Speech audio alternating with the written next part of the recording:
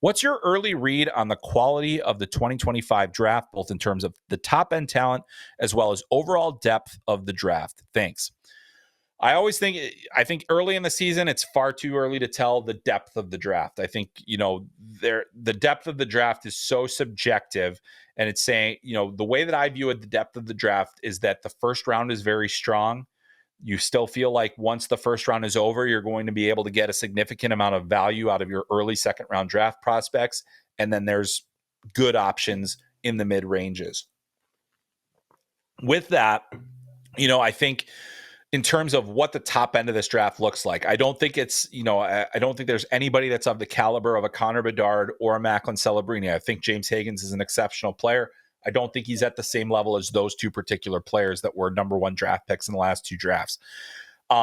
This is probably one of the weaker American draft classes that we've seen, which I've said before on this is that, I just don't think there's a high level of first round talent among the Americans in this class.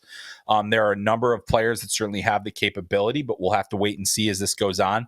It's a very strong year for Canadian players.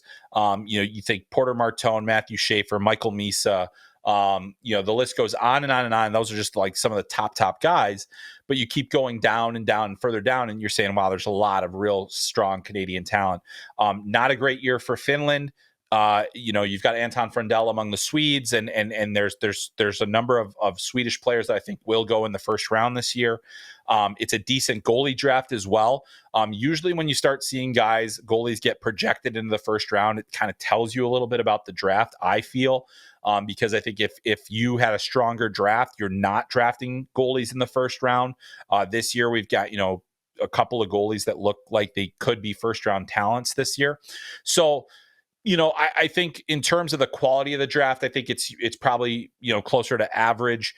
I think there's a lot left to be determined about the class, but I mean, among the Canadian players, it's very, very strong. I mean, this is a year where I think that we'll see a lot of Canadians go in the top 10, and a lot of Canadians go in the top 20. So, I think it's going to be a good year for that country, and it's been more competitive over the years where you've got Slovaks going number one, you got Americans going number one, you got all this other thing, so there's still a lot of talent there. But I'd say, the top end talent is exciting.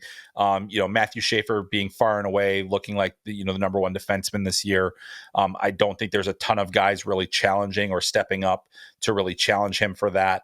So that's the other thing is positionally, it's okay. So I don't necessarily think that it's super strong. I don't think it's weak. I don't think it's deep. It's too early to say that it's deep. So hopefully that answers your question, Chasing the Puck.